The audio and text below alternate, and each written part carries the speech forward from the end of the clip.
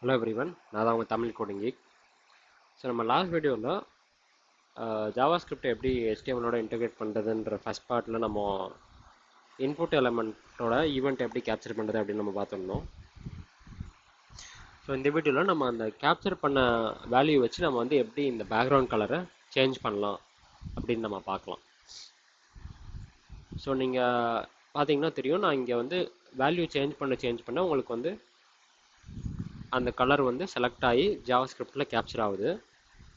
So இந்த capture ஆன வேல்யூவை நம்ம எப்படி யூஸ் பண்ணி கலர் சேஞ்ச் பண்ணலாம் அப்படின்னு நம்ம பார்க்கலாம்.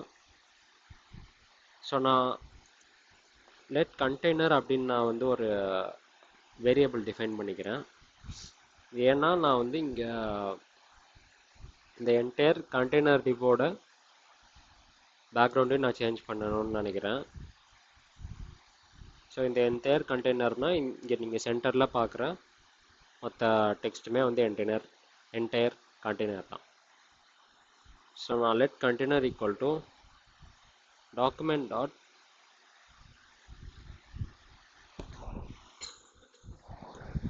get element by class name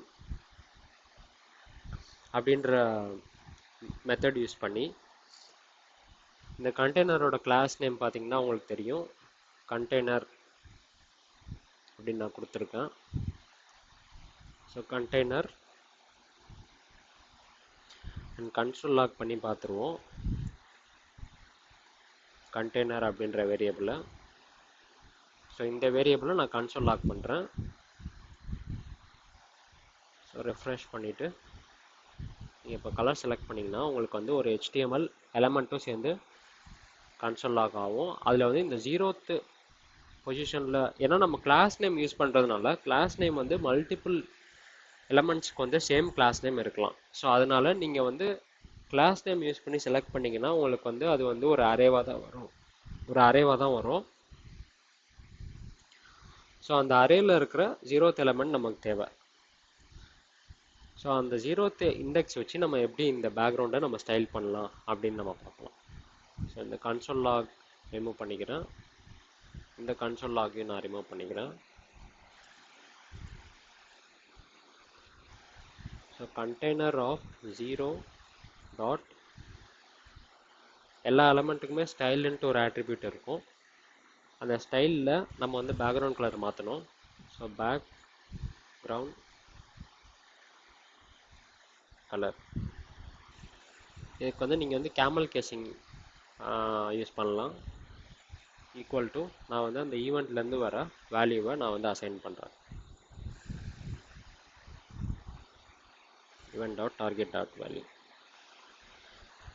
so இப்போ நம்ம பேஜை ரிஃப்ரெஷ் பண்ணிவிட்டு கன்சோல் க்ளோஸ் பண்ணிடலாம், ஏன்னா நம்ம கன்சோல் லாக்லாம் ரிமூவ் பண்ணியாச்சு. ஸோ இப்போ நம்ம கலர் சேஞ்ச் பண்ணி பார்த்தோம் அப்படின்னா உங்களுக்கு வந்து கலர் வந்து மாடிஃபை ஆகுது.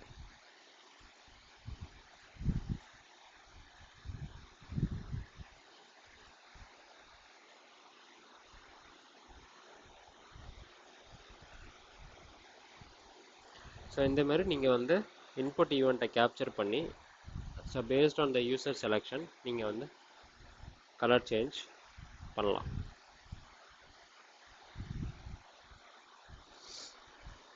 ஸோ இந்த வீடியோ உங்களுக்கு யூஸ்ஃபுல்லாக இருந்தால் லைக் பண்ணிடுங்க, உங்கள் ஃப்ரெண்ட்ஸோட ஷேர் பண்ணிடுங்க அண்ட் சப்ஸ்கிரைப் பண்ணிடுங்க. தேங்க்யூ ஃபார் வாட்சிங்.